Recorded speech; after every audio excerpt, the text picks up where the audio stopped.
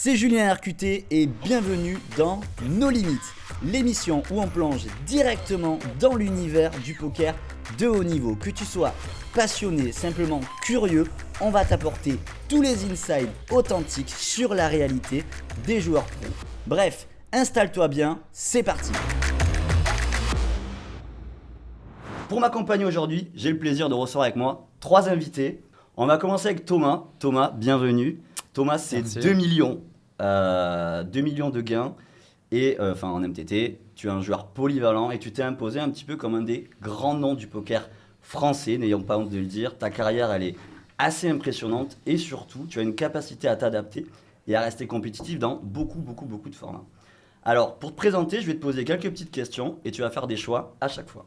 Allez. Poker de tournoi ou cash game? Comme tu viens de dire, je suis assez polyvalent, donc trop dur de répondre. En live, je dirais tournoi, et quand je suis chez moi, à Malte, cash game. Ok. Poker live ou online? Aujourd'hui, je préfère le live. Gamble ou discipline? Gamble. Sport ou cuisine? Sport. Mathématiques ou poésie? Mathématiques. Las Vegas ou circuit EPT? Las Vegas. Émotif ou imperturbable? Émotif. Rêve ou réalité? Réalité. Endurance ou éclat? Endurance. Très bien, merci. Notre second invité, j'ai le plaisir de vous présenter Adrien, joueur Salut talentueux, joueur redoutable qui opère sur les plus hautes limites du point FR, toi aussi. On est aujourd'hui adversaires avec Adrien, mais on est surtout amis également. Bien de le préciser. Ouais, on le précise. Et du coup, tu es à Malte depuis un an, c'est ça? Exactement, ouais. Quasiment un an pile poil. Un an que tu es à Malte. Donc toi, tu incarnes un petit peu la nouvelle génération. Des joueurs, on va dire, jeunes, compétitifs, disciplinés, stricts. Et tu vas un petit peu, toi aussi, te présenter. Est-ce que tu es prêt? Poker de tournoi ou cash game? Cash game, moi je me suis vraiment spécialisé là-dedans. Muscu ou sport de combat? Les deux, ça dépend des périodes. Plus muscu en ce moment, mais Ok. Poésie ou mathématiques? mathématiques, 100%. Repousser nos limites ou être régulier? Les deux, je dirais, c'est dur de choisir. Je pense que Ouais. les deux sont importants. Malte, France, Bali ou Dubaï? On va dire Malte pour l'instant et puis on verra pour le futur. Calme ou fougueux? Calme, Audace ou prudence? audace, Gagner ou apprendre? apprendre. Ouais. Solitaire ou en équipe? Un bon mix des deux, quand même. Ok. Et ensuite, le troisième avec nous qui s'appelle Clément. Clément, que je joue également aussi tous les jours Hello. sur les tables. Bienvenue, merci d'être là. Merci de l'invite. Clément, donc toi, tu es un grinder online de cash. Ça fait 3 ans que tu es à Malte, si je me trompe pas. Ouais, 3 ans et demi, même un peu plus, ouais. Ça Ok. commence. On s'est rencontrés donc nous sur Dès le l'île. début, limite. Dès le début, ouais. C'est vrai, ça fait maintenant 3-4 ans. Pareil, Clément, cash game ou MTT? Cash, 100%. Live ou online? Online. Gambling ou discipline? Il y a les deux. Ah, il y a les deux. Ouais. Elle est pas facile, celle-là. Créatif ou théorique? Créatif, Émotif ou pragmatique? pragmatique. Objectif élevé ou passionné avant tout? Passionné, je pense. Ouais. Impatient ou imperturbable? Impatient. Instinctif ou stratège? Stratège. Adaptation ou constance? Adaptation. Ok, top. Bon, merci à tous d'avoir répondu à ces questions. Je pense qu'on a déjà du coup un aperçu assez global de qui vous êtes. Et je vous propose du coup de commencer un petit peu cette émission avec notre premier sujet. On va parler surtout un petit peu de votre construction, de comment aujourd'hui vous en êtes arrivé à être pro des joueurs de poker. Et ce que j'aimerais savoir, et je pense qu'il plaît aussi, c'est un petit peu à quel moment vous avez eu ce déclic, ce jour, ce moment. Moi, je sais que je m'en souviens, où je me suis dit, je vais faire ça, j'ai envie de jouer au poker. Comment c'est arrivé pour vous? Thomas, je te propose de commencer. Est-ce que tu l'as eu déjà? J'en ai eu 2, je dirais. J'ai eu pas mal de conflits avec mes parents quand j'étais jeune et être indépendant financièrement, c'était vraiment un objectif que j'avais en tête depuis très petit. Donc quand j'ai appris le poker, c'est juste fait assez naturellement. Et ensuite, quand je jouais on jouait entre potes au lycée, et j'avais un de mes potes qui nous rasait complètement. un jour, j'en ai eu marre, j'ai tapé sur Google comment gagner au poker. Donc j'ai lu Easy Game, Let's Derby Range, quelques livres de l'époque. Et tout est parti de là en fait. Voilà. C'est les 2 déclics qui me viennent à l'esprit. Et vous? Est-ce que vous l'avez eu déjà? Moi, c'était au tout début, je jouais beaucoup en MTT. Et un soir, à ce moment-là, j'étais encore un bon fiche. C'était vraiment mes premiers mois de poker. Je joue un 10 balles, un MTT. C'était c'était les scoops sur PokerStar, je crois. Ou les Winter Series. Et je gagne un 10 balles Winter Series. Je prends genre 9K. Je me retrouve avec une roll du jour au lendemain. Mon rêve, c'était de jouer cash, en fait. Et je me retrouve avec la roll pour jouer NL100 du jour au lendemain, alors que je jouais des 10 balles. Ouais. Et c'est ce moment, il m'a complètement boosté. C'est un vrai élément déclencheur. Et il se trouve que j'ai reperdu quasiment l'intégralité de ce que j'avais gagné en cash NL100 dans le mois qui a suivi, tu vois. Et pourtant, et tu continues à tryhard, en fait. J'ai continué à tryhard. Ok, mais ça reste quand même ça a été en jouant au poker. En fait, c'était un très bon moment, mais ça a été aussi un vrai apprentissage parce que je me suis lancé en cash NL100 sans vraiment, sans avoir le niveau du tout, en fait, sans être prêt. Et toi, Adé, si tu l'as eu? Ouais, moi je l'ai eu, je m'en souviens très bien. Donc en gros, j'ai commencé à connaître le poker grâce à Yo Viral. Donc je regardais un de ses Twitch et j'ai vu, il mettait du coup un petit jeu pour gagner un abonnement sur son site. Ouais. Oui, c'est vrai, tu m'avais dit ça. Voilà, et du coup, je regardais les vidéos, enfin, je suis allé sur son site et je voyais d'ailleurs ses vidéos, et c'est vraiment ça qui m'a donné envie un peu de Et t'as gagné un abonnement? continuer. Ouais. Et c'est ça qui m'a donné un peu envie de travailler la stratégie, ça m'intéressait beaucoup. Je voyais le lifestyle aussi qui avait l'air quand même pas mal. Du coup, j'ai pas mal persévéré là-dedans. Et au bout de 3-4 ans, bon, je sentais que je progressais, etc. J'avais déjà l'idée d'en vivre. Et c'est surtout, j'étais encore en école de commerce à ce moment-là. Et j'étais en alternance, du coup, c'est mon premier jour d'alternance quand j'ai pris le RER pour y aller, que je voyais tout le monde en costume. Moi, de base, je suis pas du tout de nature très stressée. Mais là, je sais pas, ça m'a pris une anxiété où je me visualisais plus tard faire ce trajet tous les jours et faire ça. Et je me suis dit, là, vraiment, va falloir se bouger pour que ça n'arrive absolument jamais. Et du coup, voilà, c'est là où je me suis vraiment donné les moyens de réussir. Ouais, c'est intéressant. C'est intéressant et c'est souvent des déclics un petit peu comme ça. Moi, je me rappelle une image qui m'avait marqué quand j'avais commencé à jouer au poker. Je sais pas si je vous l'avais raconté ça. Je m'étais qualifié pour un FPS à l'époque. C'était un 1100 €. C'était à Gujan-Mestras. J'ai 18 ans. C'est le tout premier, quasiment le premier tournoi que je fais. Et on est au tout début et je me rappelle, j'ai paire de valets en main. Et le coup part quasiment à tapis. Et à la river, soit je paye, soit je fold, quoi. Et c'est la première main du tournoi. Et là, il y a You, à l'époque. D'ailleurs, s'il m'écoute, je lui passe le bonjour. Il y a You qui est un peu qui est dans la salle de tournoi et qui regarde ce coup de loin. Parce qu'il se dit, putain, il y a déjà des mecs à tapis. Et je cherchais un peu de l'aide dans ses yeux, comme ça. Il me regardait, j'étais sur la table, je réfléchissais, je le regardais dans les yeux. Un peu comme un enfant qui regarde son, tu vois, son père. Et dans mes yeux, il y avait aide-moi, tu vois, qu'est-ce que je fais, tu vois. Et je sentais dans son regard qu'il n'avait pas vu la même et qu'il me disait fold, tu vois, fold, c'est la première main. Et j'ai jeté, et cette image, elle m'est restée. Elle m'est restée, et ce truc, maintenant quand j'y repense, je pense que ça a été un peu un déclic aussi qui a fait que je voulais jouer vraiment au poker plus tard. Bref, merci à tous du coup d'avoir répondu à ça. Ça a été quoi vos ajustements d'ailleurs quand vous êtes passé d'un joueur amateur à un joueur pro? Ça a été quoi vos ajustements au début? Comment quand vous êtes dit ok, maintenant on va prendre le poker de façon sérieuse, j'ai eu un déclic, je bosse. Qu'est-ce que vous avez changé dans votre quotidien ou rien, ou vous avez eu des choses qui ont évolué? Moi, perso, j'étais littéralement addict à la GTO quand j'étais en NL10, NL25. Je passais ma vie sur des solvers à regarder, à essayer d'apprendre, de comprendre les mécanismes, en fait. C'est ça qui m'a vraiment donné qui a déclenché une passion, déjà, parce que quand tu découvres la GTO, quand tu découvres la profondeur, c'est là où tu te rends compte, en fait, de ce que c'est le poker, vraiment, au final. Toi, Thomas, il y a des choses qui t'ont changé? Moi, quand j'ai commencé, j'ai pas eu la chance, je sais pas si c'est une chance ou non, mais j'avais pas la GTO, les outils GTO en tout cas. Mais rien n'a changé, donc j'étais en école de commerce aussi. Et je l'ai quitté pour faire une coloc poker à Malte il y a 12 ans maintenant, le temps passe vite. Et non, j'étais un peu un cancre toute ma scolarité. Et ça a déteint un petit peu sur mes premières années dans le poker. Donc je suis passionné avant tout. Donc, je jouais, mais j'étais pas forcément... J'avais pas une approche très professionnelle, on va dire. Je profitais des soirées, de la vie à Malte. Et du coup, tu dis que quoi, tes ajustements, toi, tu les as plutôt fait de l'ordre mental, structurel, plutôt que technique. Oui, ce qui m'a beaucoup fait gagner 2V, c'est tout ce qui est d'ordre mental, on va dire. Genre me professionnaliser. Ouais, à l'époque, je jouais en rentrant de soirée systématiquement. J'ai perdu des bankrolls comme ça, quoi. Maintenant, je suis beaucoup plus sage et voilà.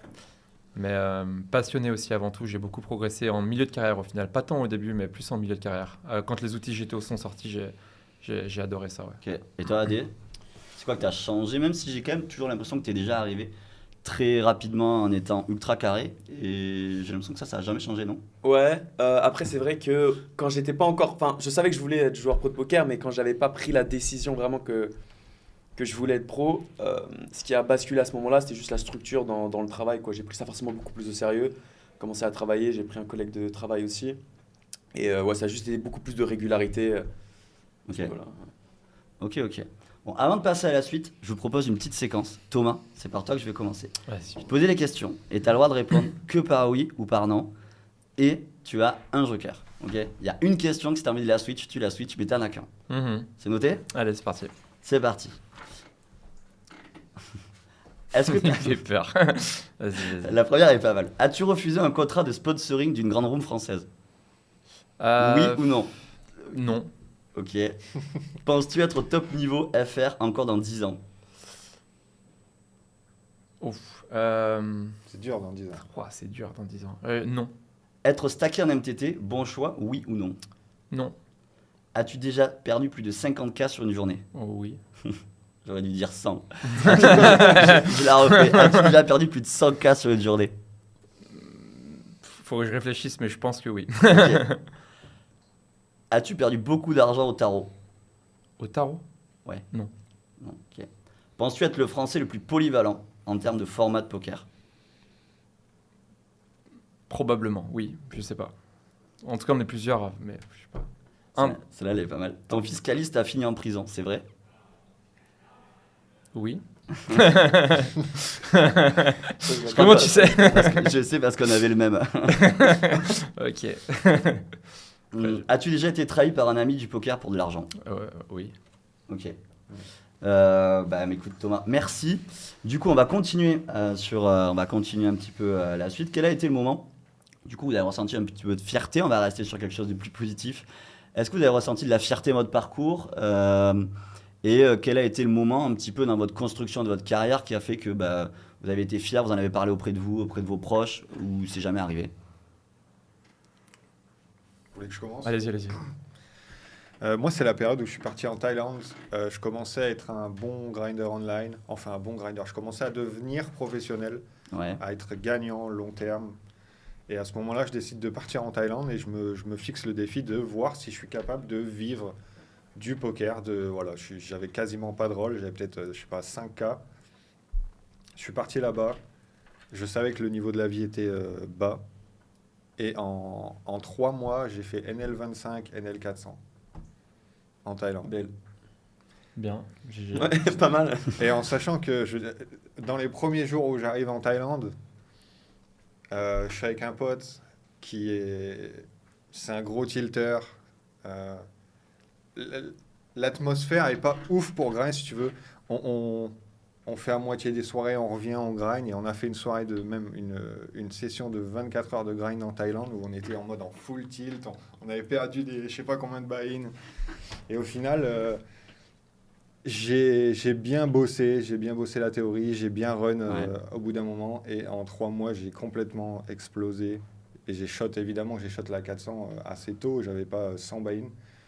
Mais j'ai fait NL25 et NL400 en Thaïlande. Et est-ce que tu dirais qu'aujourd'hui tu es fier? Et c'est de ce ce que qui t'as m'a, fait. c'est ce qui m'a Pas rendu de ce moment-là, fier, mais parce que de- en fait, c'est au moment où tu réalises que c'est possible, en fait. C'est possible de gagner tant par mois. C'est quelque chose de réalisable. C'est plus un rêve à ce moment-là, ça devient vraiment réel, tu vois. Toi Thomas, est-ce que tu as eu... J'ai 2 épisodes qui me viennent à l'esprit en ce qui concerne la fierté. Sentiment de fierté, c'est le premier quand j'ai battle en short track. C'était pas forcément dans l'optique d'avoir le lobby, mais j'ai toujours adoré jouer constamment, avoir de l'action. J'aime pas attendre qu'il y ait des joueurs qui me rejoignent, quoi. Et c'est comme ça que j'ai beaucoup appris. D'ailleurs, par mimétisme, je rencontre des joueurs meilleurs. Et à l'époque, donc ça c'est avant les solvers, il y avait un joueur qui s'appelait Kekou, qui était le GOAT incontesté de la short track. Et je l'ai fait sit-out, et il y avait plein de spectateurs. À l'époque, on pouvait voir le nombre de joueurs qui regardaient. Et là, j'avais été respecté. Et derrière, j'avais eu le lobby pendant 1 an et demi, 2 ans, avant qu'il y ait d'autres gens qui me battle. Donc c'était la première fois. Et la deuxième fois, c'est forcément pendant mon Bankroll Challenge, le deuxième, quand je suis en top finale du PSPC et que je réalise après le pay jump que j'ai terminé mon challenge. Donc là, j'étais très fier. Ouais, parce que je le rappelle, Thomas a fait un challenge $10 tout 1 million, c'est ça? 10 € 1 million. 10 € 1 million que tu as réussi. T'as mis combien? 1 an, 1 an et demi? À peu près 1 an et demi, plus ou moins. 1 an et demi avec du coup les Bahamas en point d'orgue pour clôturer ce challenge-là qui, je pense, personne n'a jamais réussi à faire ça. Ouais, c'est vraiment, franchement, je tiens à dire, c'est vraiment un challenge. En plus, tu l'as fait 2 fois, c'est ça, non? Non, je l'ai fait une fois. T'as pas fait deux Bankroll? Non, j'en ai fait un. L'autre, c'était 50 €, 50 000. Ok. Déjà 50. C'est quoi le plus difficile? C'est le début ou c'est la fin? Le plus facile, c'est le début. Le plus difficile, c'est la fin. Ok. Parce qu'au début, tu as une V qui est très très élevée et tu montes les limites très très vite. Et la fin, tu as beaucoup moins de volume de jeu. Les parties sont plus réguiches, tu as du mal. Tu as moins de volume simplement. Ouais. Et toi, tu es passé du coup de 200 à 1 million direct avec les Bahamas, quoi. Aux Bahamas, je devais avoir 250, 300 K à ce moment-là, je crois. Ok. Mais j'avais eu 2 opportunités pour le terminer avant. Juste pour brague un petit peu, tu vois. Non, mais en gros, j'avais run très très good en short track sur Wina. Ouais. Et j'étais allé à Vegas pour les WSOP qui avaient été décalés à décembre. Et j'avais fait une table finale où j'aurais pu terminer au bout de 5 mois. Puis après, il y a eu l'expresso à 2 millions. Ah oui, le premier expresso. Incroyable. Incroyable. C'est vrai que. T'as joué un expresso? C'est vrai que Thomas. Mais je crois que c'est le seul qui est tombé, non, sur Winamax. Non, il me semble qu'il y en a un deuxième qui est tombé. C'est vrai que Thomas est tombé sur l'expresso à 2 Si. millions. Alors que j'avais fait aucun Alors, volume de jeu à C'est 500. vrai genre. que j'avais oublié cette histoire, mais c'est vrai, Tombe on sur en les avait bonnes parlé à personnes. l'époque. Ah ouais. Et bon, après, c'est moins drôle parce que je crois que tu perds direct, non? Sur la première main. Ouais, non, c'est la 5e main. Mais ce qui est marrant, c'est que je savais même pas qu'il y avait Expresso à 2 millions qui existait, quoi. Je jouais en mode gamble, comme je t'ai dit, gamble. Ouais. Au début de l'interview, gamble. Et du coup, je jouais sans optique de gagner de l'argent forcément. Et là, je vois une table avec plein de zéros. Et je sais pas ce que c'est, parce que je vois un 2, mais dans ma tête, le 2 millions n'existe pas. Donc je me dis, c'est 200 000. Puis tu sais, c'est une fois que l'expresso est terminé que tu réalises que tu viens de jouer l'expresso à 2 millions. C'était combien le buy-in? 500. Ok, ouais. Quand il gamble, il fait pas à moitié. Il Ouais, va pas bah jouer ouais. des 50 €, Ok. Thomas. Sympa. Et pour en venir un peu à ça, on sait que le poker, ça nous apprend beaucoup sur le fait de perdre. L'expresso, c'est un bon exemple. Comment on réagit par rapport au fait de gagner, mais aussi de perdre beaucoup. Mentalement, c'est dur. Est-ce que vous pensez que dans votre vie de tous les jours, le poker vous a appris des choses pour devenir meilleur? Et si oui, quoi? Quelle qualité vous avez développée avec le poker? Adé, par exemple. Je dirais que c'est le fait de pouvoir accepter beaucoup plus facilement ce que tu peux pas changer. Et que je dirais que les moments où tu as moins de chance font vraiment partie du quotidien. Et c'est le fait de pouvoir prendre beaucoup plus de recul sur ce genre de situation, en fait, tout simplement. Ouais.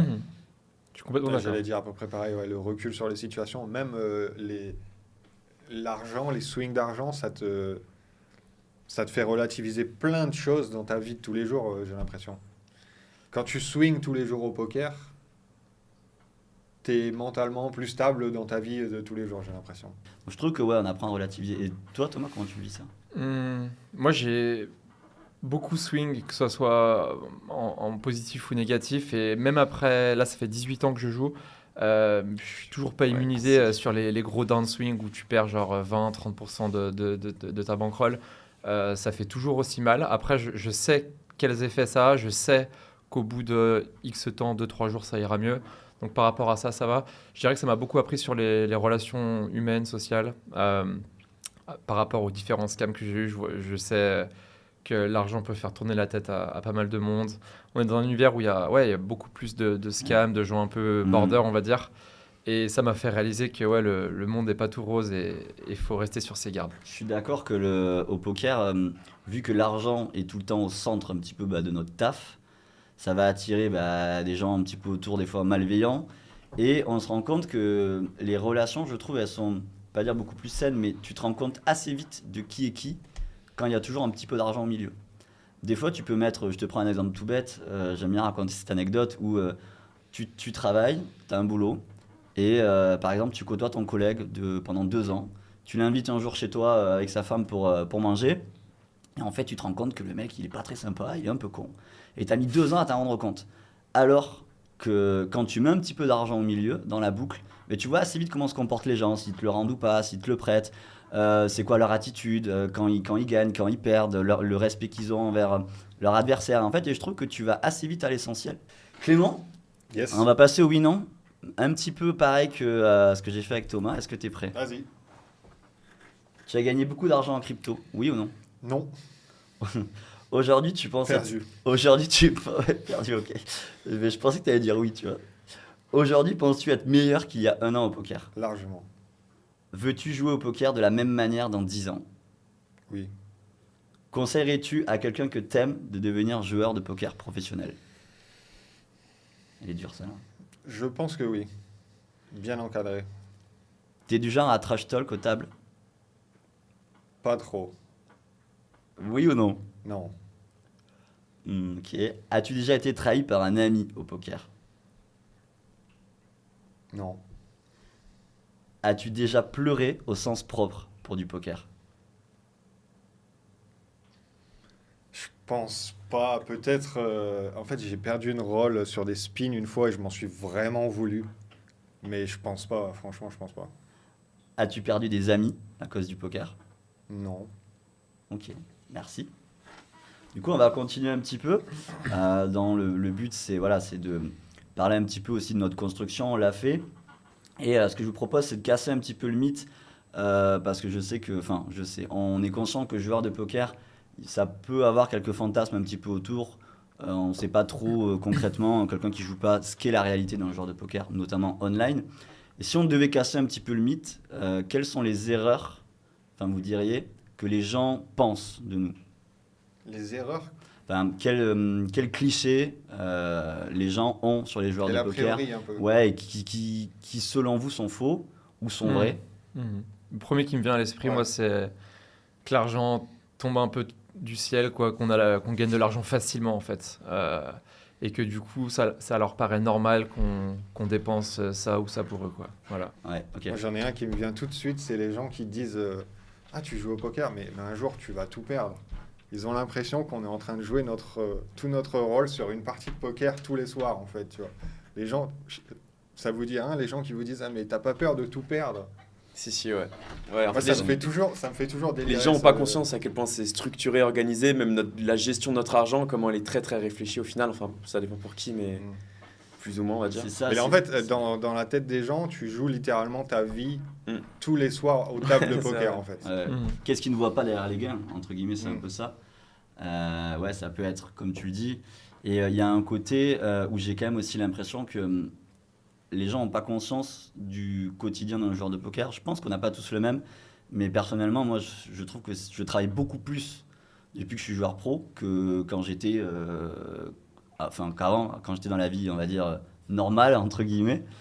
Alors que souvent, les gens pensent l'inverse. Ils pensent que quand on joue au poker, bon, bah, on voyage, on fait quelques tournois, on joue un petit peu online et ça s'arrête là. Je sais pas comment vous le vivez, vous ça, est-ce que tu as l'impression de travailler plus maintenant qu'avant? Ouais, clairement. Je pense que ça rejoint pas mal ce que disait Thomas, c'est que on a un peu l'impression que, enfin, de l'extérieur, que c'est un peu la vie cool, on clique un peu sur des boutons quand on est sur Internet ou dans les casinos, juste voilà, on jette des jetons et puis on fait ça 2-3 heures par jour et on gagne plein d'argent. Alors qu'en réalité, c'est que ça demande énormément de travail, de temps de jeu ou même de temps de travail de jeu à côté. Ouais, et même je vais vous poser une question, enfin Thomas, est-ce que t'as, bon, on suppose qu'on a tous souffert en jouant au poker. Moi, j'ai beaucoup plus souffert en étant joueur de poker qu'avant, hein.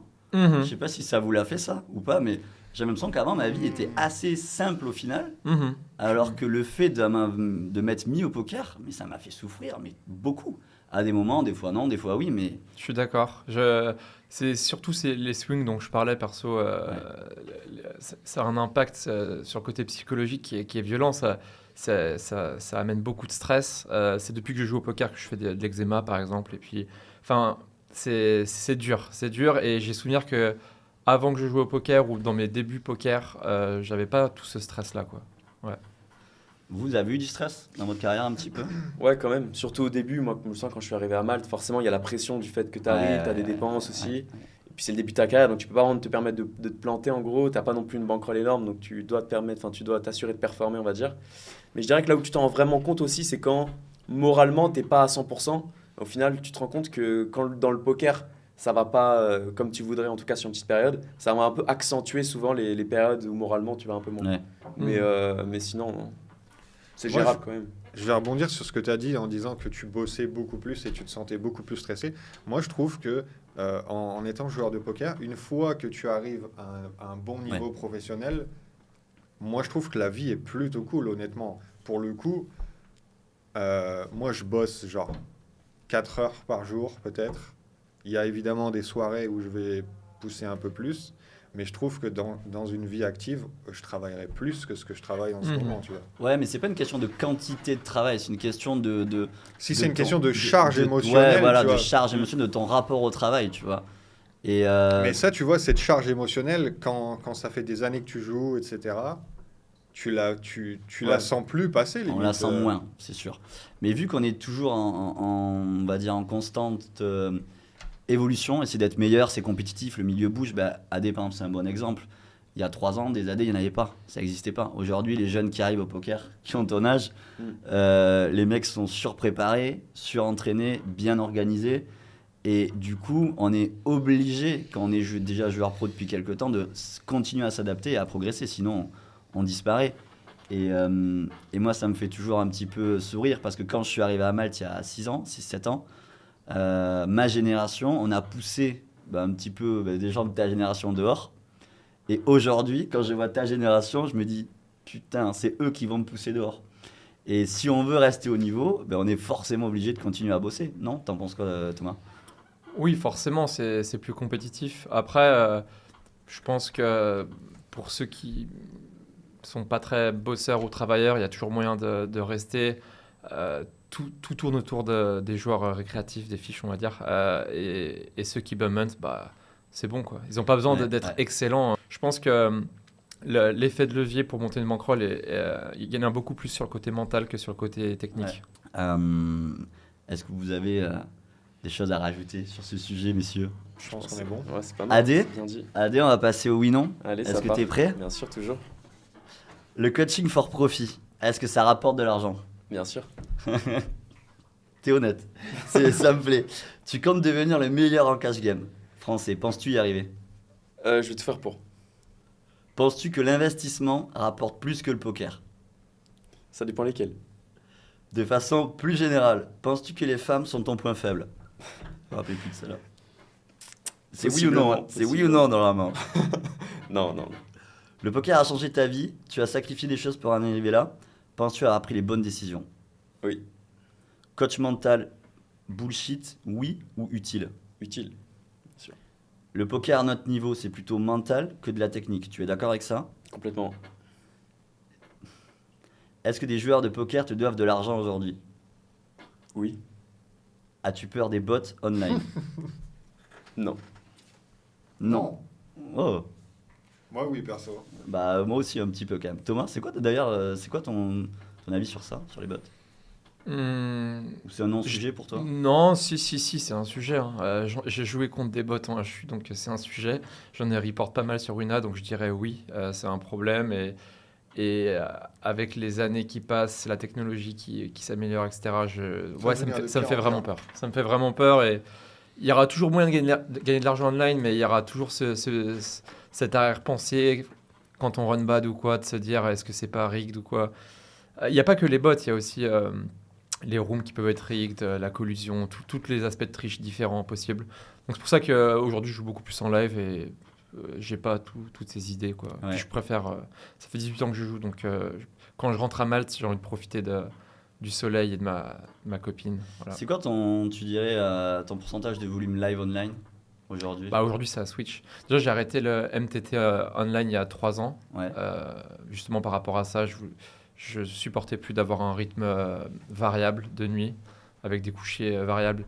Genre, quand ma copine rentrait du taf, moi, je me mettais à jouer à MTT, on se croisait. Enfin, je me suis dit, c'est pas une vie. Surtout que je suis un joueur polyvalent, donc j'avais le choix de pouvoir jouer en cash game.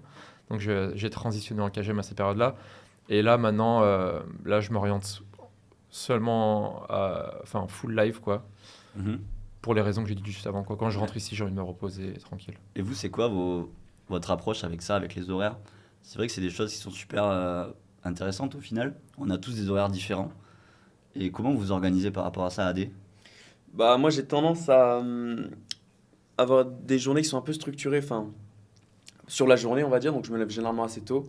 Et en vrai, ça va dépendre des périodes, mais il y a des jours où je vais faire que travailler, donc de 8h à 22h, 23h. Je vais faire que du poker sport ou juste travailler le jeu, quoi. Et puis des périodes où ça va être un peu plus tranquille. Mais généralement, c'est orienté sur la journée, quoi. J'aime pas trop jouer la nuit, j'aime pas trop dérégler mon sommeil à ce niveau-là non plus. Donc, ça va être assez carré. Toi, Clément? Alors moi, je suis un joueur de nuit, donc je bosse en gros de 23 jusqu'à 6-7 heures. Ça dépend des sessions, ça dépend du volume, mais je peux très bien pousser jusqu'à 10 heures du matin s'il C'est faut. vrai que Clément, ça me fait Moi, je toujours suis rire parce complètement que, différent. parce que le matin, quand moi je commence à jouer, donc moi je commence souvent vers entre 6 et 8 heures, on va dire, bah Clément, c'est un peu c'est un peu la fin. Et on se croise toujours. Et ça fait des années qu'on se croise. Tous les matins, on se dit un peu bonjour, salut, ça va. Il sait que moi je me lève et lui il va se coucher. Et je trouve ça assez rigolo. Mais tu vois, typiquement, moi j'en reviens à ce que tu disais. Pour moi, ça serait impossible de jouer la nuit. Pareil. J'acceptais le fait de le faire au début, quand j'ai progressé pour monter ma rôle, etc., de faire des sacrifices. Aujourd'hui, j'en serais plus capable. C'est-à-dire me coucher à 5h du matin tous les jours. Exactement pareil. Je sais pas comment font les joueurs qui le font. Alors, une fois, quand tu fais un live, un truc comme ça, c'est Après, exceptionnel. quand ça mais- devient ton habitude, faut savoir que on est libre, tu vois, tu te lèves à l'heure que tu veux, t'as pas de contrainte Oui. d'horaire, tu fais ce que tu veux. Je suis en couple aussi, donc typiquement, quand je vais me coucher, elle, c'est une personne qui se lève assez tôt, Ouais. mais tu passes du temps, tu passes du temps dans le lit, tu parles, tu as des conversations, tu dors, elle fait sa vie le matin, elle fait ce qu'elle veut, et tu te réveilles, tu passes l'après-midi avec, tu vois, c'est tout aussi bien. Et tous les jours, tu passes toutes tes après-midi, Oui, oui. t'es libre de faire ce que tu veux, en sachant que tu commences à bosser qu'à 23h le soir. Donc tu as aussi toutes tes... Après, ça dépend les responsabilités que tu as, je pense aussi. Moi, je le vois par exemple avec mon site. Bon, ben, si tu envoies un mail, si tu fais un call, si tu fais une réunion, bah, tu vas le faire dans des horaires normaux, c'est-à-dire le matin ou l'après-midi. Donc, tu vas pas commencer à appeler les gens à 23h ou à 22h pour parler taf, tu vois. Donc, ça dépend aussi ce que tu fais en plus du poker. Parce que moi, je vois un peu les joueurs de nuit comme un sacrifice que tu fais sur une qualité de vie de justement pouvoir jouer la journée, justement pour avoir plus d'action et des meilleures tables, quoi, du coup. Ouais. J'ai l'impression que c'est souvent des. Peut-être que je me trompe, j'en fais pas une généralité, mais c'est souvent des joueurs en début de carrière qui cherchent à optimiser leur EV pour monter une bankroll vite, et que les joueurs du matin, c'est ceux qui sont là depuis un peu plus longtemps. Et d'ailleurs, je rebondis sur ça. Si vous avez un conseil à donner à des joueurs qui évoluent, qui nous regardent et qui veulent devenir meilleurs, progresser, vous leur diriez de faire comment? Comment on peut devenir fort au poker? Comment on peut copier un parcours comme la Watch par exemple, enfin comme Thomas ou comme AD ou comme vous? Quels sont les conseils? Moi, je dirais que le premier conseil que je donnerais, et je pense un des plus importants, quelque chose que j'ai énormément sous-estimé, surtout au début, c'est de s'entourer de mes joueurs, soit de son niveau, dans l'idéal de joueur meilleur, et de se faire coacher dans un premier temps. Mais le fait de s'entourer, moi j'ai beaucoup travaillé tout seul, et en fait on progresse beaucoup moins vite, et juste c'est une perte de temps pour moi. Il y en a pour qui ça réussit énormément, mais je pense que voilà, s'entourer, ça fait vraiment ça peut faire gagner des années, et Voilà, je pense que Thomas. c'est très important. Je dirais jouer, parce qu'il y en a beaucoup qui disent avoir de l'ambition, mais qui jouent beaucoup aux jeux vidéo. Donc, il faut savoir ce qu'on veut. Donc, je joue au poker, il faut faire du volume. Et avant de faire du volume, apprendre. Il y en a beaucoup qui mettent énormément de volume, alors qu'ils ont des leaks pas possibles. Donc, il faut switcher. Après, je veux pas... Voilà, j'ai perdu beaucoup de temps moi-même en jouant trop avant d'apprendre. Donc, voilà. Mais ouais, d'abord apprendre, ensuite jouer. Ouais, et toi Clément? Moi, je dirais c'est être assez pointilleux sur ses propres statistiques, être conscient de tes leaks, en fait. Tu dois savoir analyser tes stats, par exemple, stats de C-bet, 3-bet, 4-bet, fold to 3-bet, et savoir un peu aller mettre réguler les curseurs sur toutes les statistiques de ton jeu, et bien analyser ton field et jouer exploitant, un peu mettre de côté la GTO, notamment sur les petites limites. Moi, si j'essaie de m'imaginer et de me dire c'est quoi qui m'a fait progresser au poker. Bon, généralement, c'est des déclics. Hein. C'est jamais linéaire comme ça. C'est souvent des déclics. Et moi, ça a souvent été des discussions où des gens avec qui je me suis entouré. Regardez ce que font des gens meilleurs. Et je finis sur ça. Je me rappelle à l'époque, quand je commençais à jouer, je mettais la Zoom 500 de PS.com et un peu comme un film, et je m'endormais devant. Écoute, on va passer à une autre séquence. Thomas, on va commencer par toi. Tu as le choix entre plusieurs réponses. Ok. Et tu choisis la réponse qui te correspond. Poursuivre ou prendre une pause après une énorme perte? Prendre une pause. Vie sociale ou tournoi majeur? Vie sociale. Jouer pour l'argent ou pour la passion? Pour la passion. Partager ses connaissances ou rester discret? Partager ses connaissances. Risquer sa bankroll ou rester conservateur? Rester conservateur. Ok. Retraite anticipée ou continuer à grinder? Retraite anticipée. PokerStar ou Winamax? Winamax. Winamax pour le online, PokerStars pour le live. Ouais, c'est facile. Coaching à deux ou travail seul? J'ai toujours travaillé seul, mais donc voilà, j'ai fonctionné comme ça. Donc. Ok. Je dis pas que c'est le mieux, mais... Amour ou poker? Amour ou poker? Amour. Ok, très bien, merci. Ouais. On va enchaîner sur ça. Donc quand vous êtes passé un petit peu au statut d'amateur au statut pro, ça a été quoi votre plus grande désillusion? Est-ce que vous en avez eu une déjà? Est-ce que vous avez été déçu? Est-ce qu'il y a eu des moments où vous vous êtes dit, mais en fait, je m'attendais pas du tout à ça? Ou vous avez toujours eu les étoiles dans les yeux? Moi, je trouve que notre vision du poker change au moment où on devient, entre guillemets, un joueur gagnant. Ouais. T'as un peu, quand tu débutes le poker, quand tu découvres le poker, tu as un peu l'impression que tout est possible, que tu peux gagner tous les coups, que, entre guillemets, tu peux jouer un peu comme tu veux. Et plus tu apprends le poker, et plus tu découvres qu'en réalité, tes décisions, elles sont quand même extrêmement limitées. Tu vois, quand tu joues à haut niveau, tu peux pas te permettre de faire n'importe quoi. Donc, en gros, ton jeu est un peu téléguidé, on va dire. Ouais. Je sais pas comment expliquer un peu ce truc, mais... Je vois ce que tu veux dire. Moi quand il n'y avait pas les solvers, je faisais des actions de jeu qui sont pas GTO approved, des overbets 15 fois le pot river parce que je savais que le mec allait se coucher. Et quand tu commences à regarder les solvers, je vois que mon truc n'existe pas. Et ma façon de jouer a pas mal évolué. Donc dans un sens, j'étais moins exploitable et j'avais moins de mois perdants, je pense. Mais dans un autre, j'ai perdu beaucoup de ma créativité. Alors qu'en soi, même en jouant GTO, on peut être créatif, mais ça a fait perdre un peu mon côté créatif, ouais. Ouais. Donc, Toi, Adé, est-ce que tu as eu une désillusion un petit peu quand tu es passé du côté amateur au côté pro? Des choses qui t'ont Peut-être déçu? la puissance de la variance, celle qu'elle peut avoir sur du coup les gains qu'on va générer. Je pense que c'est très très dur, même à l'heure actuelle en vrai, de vraiment comprendre la variance et comment elle se manifeste dans les gains. Mais ouais, je pense que quand on est amateur, forcément on s'imagine qu'on va faire des mois à peu près réguliers, même si en cash game c'est plus le cas qu'en tournoi forcément. Mais voilà, ça reste au final, mine de rien, assez irrégulier et voir à quel point ça peut varier et faire des swings dans nos gains ou nos pertes, c'est vrai que c'est assez impressionnant. Et quand tu es venu à Malte, tu es arrivé t'installer ici, donc tu joues au poker. Est-ce que tu as été déçu? Est-ce que c'était ce à quoi tu t'attendais? Est-ce qu'il y a des choses qui t'ont pas plu? Sur Malte du coup ou sur l'environnement je m'attendais à avoir du poker plus de joueurs professionnel. de poker en vrai de vrai. Ouais. Je pensais vraiment que c'était une grosse sphère et au final j'en ai pas rencontré tant que ça, je veux dire, tu vois. Je pense les avoir quasiment tous rencontrés. Oh. Bon, peut-être pas, ouais, en vrai. Après, Les Français, je veux dire. Après, il y en a beaucoup qui jouent en MTT et en spin, Ouais. à Malte. Et j'en ai rencontré en quand cash, même, il y en a moins. Ouais. Il y en a moins. Bah, toi, tu es un peu le dernier. Hein. C'est un peu la dernière génération qui est arrivée en cash game. Ça, c'est fou. Hein. Pourquoi tu as choisi le cash direct? Parce que tu as dû se poser ces questions-là, toi aussi. Tu t'es posé ces questions, je suppose. Ouais, forcément. Y a plusieurs raisons. Moi, à la base des bases, je trouvais que c'était le format aussi qui permettait avec le plus de flexibilité. Et j'avais l'impression que c'était aussi le format où il y avait plus de compétition et où la compétition entre joueurs était le plus présente, quoi. Parce que dans les tournois, forcément, vu qu'il y a plus de variance, c'est peut-être moins vrai. Okay. Et je la ressentais plus en jouant en cash game, cet esprit-là vraiment de ce battle, Tu joues souvent les mêmes, aux mêmes limites. Voilà, c'est ça. Il y avait cette idée-là. Puis au début, en plus, j'ai regardé aussi beaucoup de vidéos de Zoom, justement. Et c'est le format qui me plaisait, où tu retrouvais vraiment l'esprit de compétition, où juste tu jouais. Et, voilà, tu jouais surtout contre des très bons joueurs. Joué en Zoom aussi. Ouais, moi aussi à l'ancienne. Et voilà, surtout l'aspect pratique, hein, c'est sûr. Ok.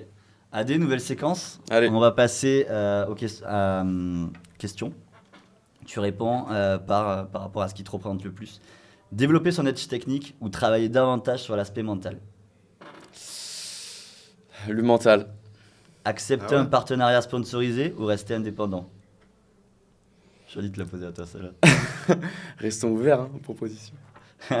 Rechercher des games simples ou jouer de façon plus compétitive. On va rechercher les games simples quand même. Économiser vos gains ou les réinvestir. Réinvestir. Faire évoluer votre style de jeu ou continuer ce qui fonctionne. Évoluer le style de jeu. 1 million pour ne plus toucher une carte de poker de ta vie. Tu signes ou pas? Non. Très bien. Coaching en direct ou logiciel et outils GTO.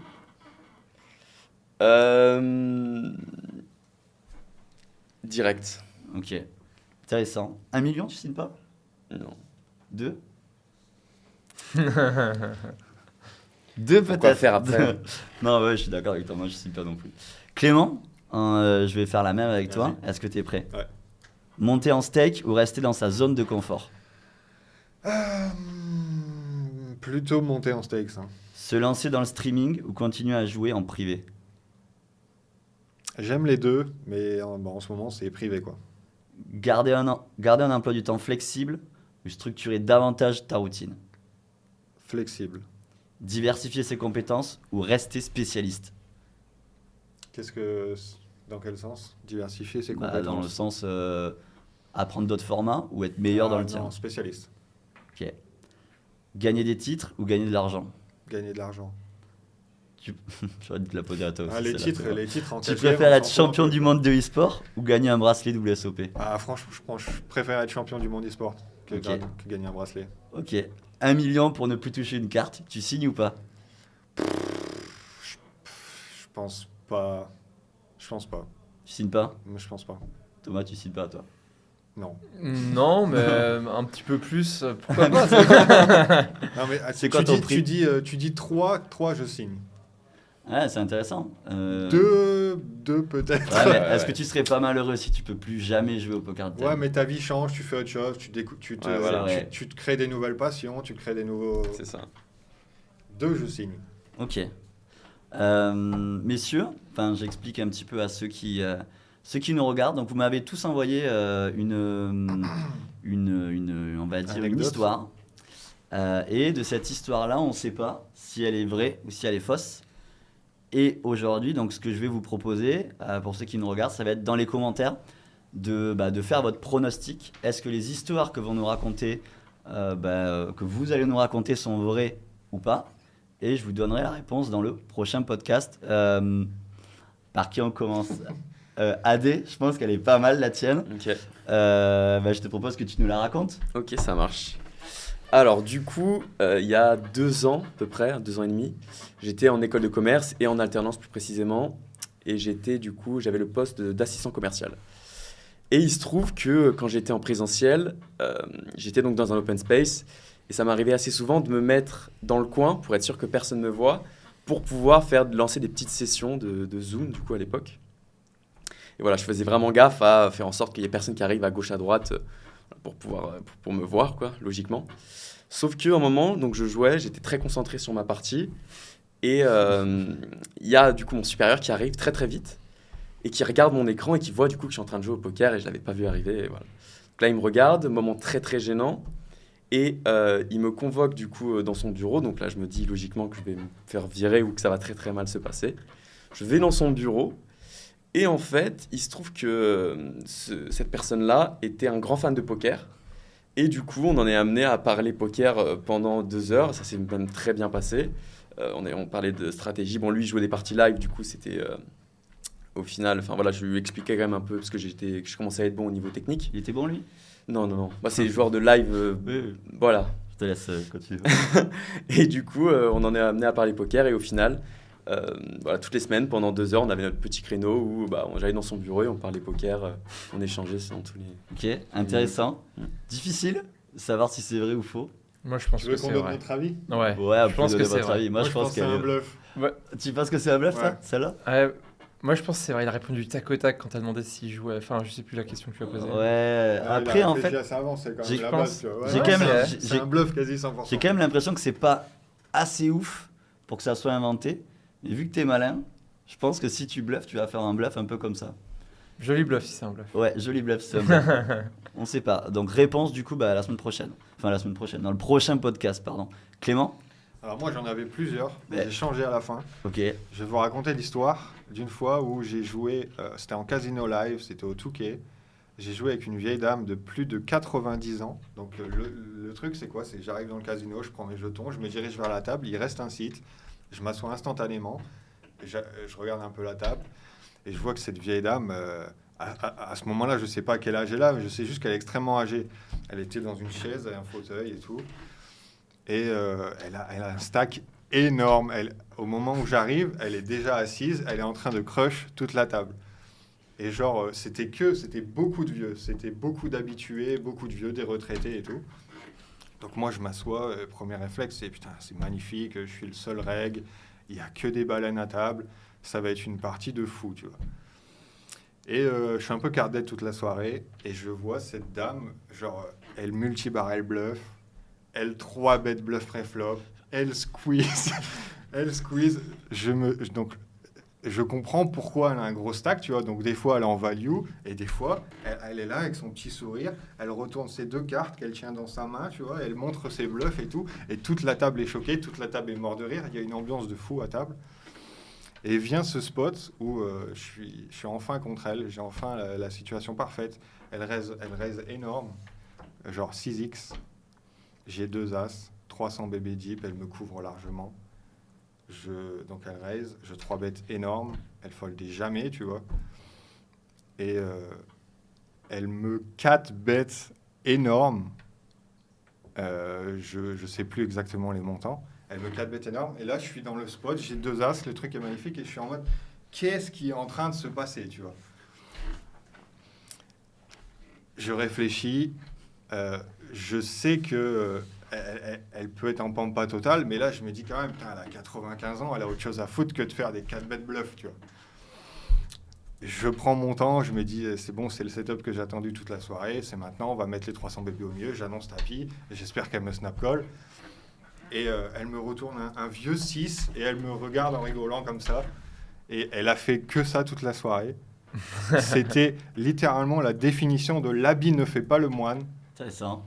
Elle a littéralement, c'était des autres papiers à table. Moi, j'ai pas beaucoup de joué de coups avec elle. Mais elle a crush tous les vieux à table. Okay. Et elle montrait ses cartes. Vous en pensez quoi? Moi, je pense... Je pense que c'est vraiment. Moi, Dur à dire. Moi, j'y crois pas un seul instant.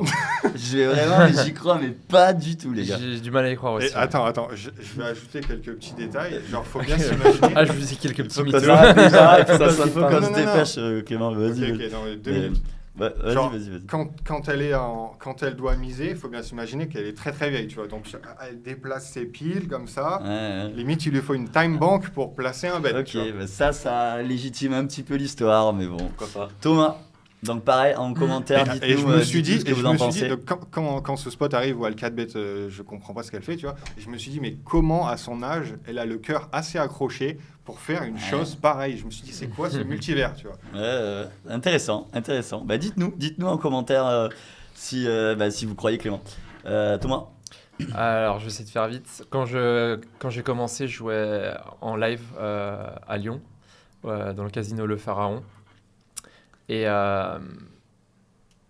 arrive une soirée où je 3 barrel le jeu max, donc c'était une suite à la river.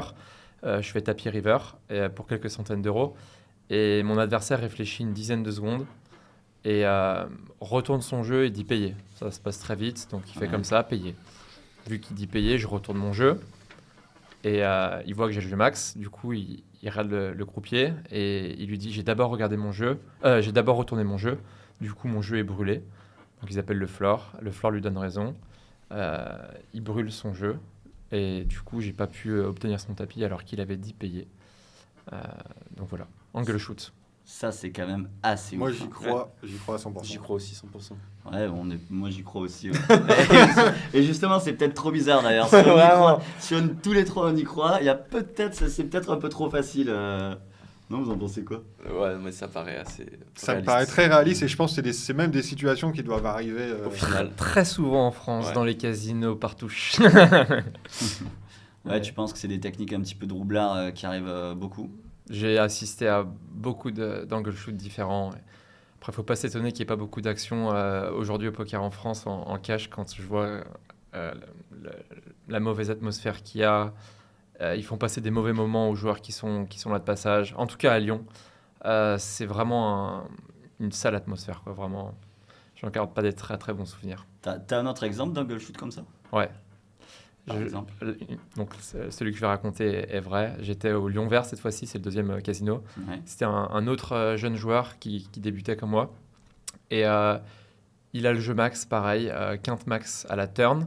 Il y a un joueur qui fait tapis, mais il lui reste un jeton de 5 euros. Il lui reste de l'argent, quoi. Il y en avait un autre qui était tapis.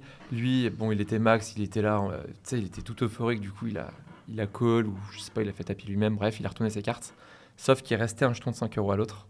Du coup, la main n'était pas finie, il n'avait pas le droit de montrer son jeu brûlé. Alors qu'il y avait genre, je sais pas, genre 1000 euros. Mais c'était genre de la 2-4 ou de la 5-5, je sais pas, mais c'est des pots qui sont importants, surtout en début de carrière, enfin, tu vois, et les jeunes et tout. Et incroyable. Genre, encore une fois, ça serait pas arrivé aux joueurs réguliers des cercles, enfin, Oui. qui sont là, je sais pas, ils se connaissaient tous, tu vois, ils avaient genre 40, 50, 60 ans, ils se connaissaient tous, ils connaissaient les croupiers, le floor, et ça serait pas arrivé à eux, tu vois. Enfin, les règles auraient été différentes pour eux, j'en suis sûr. Mais ça, tu penses, du coup, c'est la faute de qui? Des floors, des joueurs? C'est... Casino, floor, pas les joueurs, parce que les joueurs, bon, ils font respecter les règles, ils espèrent que ça va à leur avantage, mais le floor et le casino sont directement responsables de ces situations, et c'est vraiment pas fair, quoi. Genre, Ouais, soit les règles devraient être changées, soit ils devraient l'appliquer systématiquement pour tout le monde, mais je doute que ça serait arrivé à leurs potes. Après, il y a quand même des codes un petit peu d'éthique. Moi, je sais que quand je joue, bon, on est tous d'accord pour avoir une attitude quand même assez irréprochable quand tu perds, quand tu bustes envers les croupiers, envers les gens qui travaillent, etc. Et moi, le premier, je sais que quand j'assiste à des scènes qui me plaisent pas, bah, on va dire, je me lève et je dis ce que j'ai à dire. Et souvent, en fait, je vois beaucoup de joueurs qui disent rien, qui se taisent et qui laissent... Je pense ça aussi géré par le floor, le casino, etc. Et je pense que c'est notre responsabilité aussi en tant que joueur, d'autant plus si on est pro et qu'on a un petit peu de notoriété, de dire ce que l'on doit dire, non? Est-ce que ça t'est déjà arrivé, toi, de prendre la défense de joueurs comme ça ou... Non, puis enfin, faut se resituer aussi, je sais pas comment expliquer, je me sentais vraiment intrus parmi tous ces joueurs, Ok. c'était assez glauque, il me faisait passer un mauvais moment parce qu'il savait que j'étais un reg, et c'était vraiment pas agréable, ouais, de jouer avec eux, et j'y suis retourné de temps en temps et ça a pas changé, c'était les mêmes joueurs, c'était un peu les mêmes techniques de live start qui essaient de jouer sur les règles pour gagner un petit peu de V. Il n'y avait aucune éthique. Ouais, c'est pas Moi, ouf. perso, des expériences que j'ai eues en début de carrière quand je jouais dans les casinos, donc c'était dans le Nord. J'ai même joué à un casino à côté de Toulouse, je sais plus comment ça s'appelle. Enfin bref. Et on a toujours une ambiance de fou, enfin très bonne ambiance. En France, en tout cas, dans les casinos où j'ai joué, il y a toujours, de mon côté, il y a toujours une très bonne ambiance. Ok. Et très peu de problèmes. Très peu de personnes agressives, alors que dans d'autres pays où j'ai pu jouer, pour le coup, ça c'est déjà arrivé que des mecs s'insultent aux tables, etc. Tu vois. Ouais. Ben, je pense que c'est le bon mot pour finir sur quelque chose de positif. Du coup, je vous remercie tous les trois d'avoir Merci à toi. Merci pris à toi, de ouais. votre temps et d'avoir partagé ce moment avec nous. Je vous remercie aussi à ceux qui nous ont regardés. J'espère que ça vous a plu, que vous avez pu un petit peu écouter nos histoires, nos anecdotes, nos dilemmes, se mettre un petit peu dans la peau de la réalité d'un joueur de poker. C'est pas tout le temps les paillettes, comment on s'est construit, comment on a évolué, comment on a progressé, comment on gère notre quotidien, nos amitiés, nos relations. J'espère que ce podcast vous a plu. C'était Nos Limites. Je vous remercie. Ciao. Salut. Ciao. Salut.